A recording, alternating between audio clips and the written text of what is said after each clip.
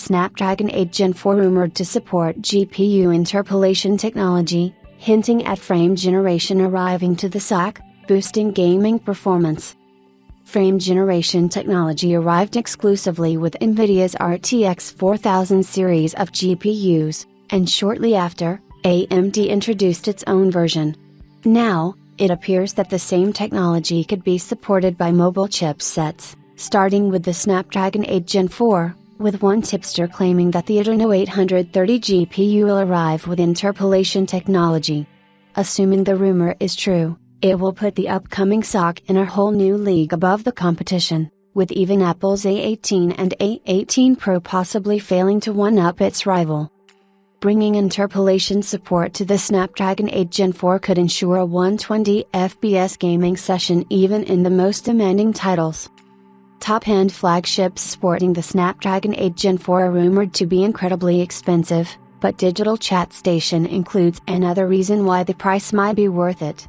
In his latest post on Weibo, the tipster mentions that the Adreno 830 GPU will support interpolation technology, which is just another fancy word for frame generation.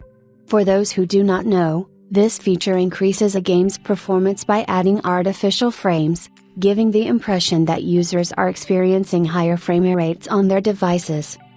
Unfortunately, implementing frame generation in games has some drawbacks, including increased input lag and visual shimmering, both of which can ultimately ruin the experience. However, the PC version of Ghost of Tsushima can be played with NVIDIA's DLSS upscaling and AMD's FSR3 frame generation enabled simultaneously, and without the dreaded input lag, so there is some positivity, assuming the developers are willing to put in the effort.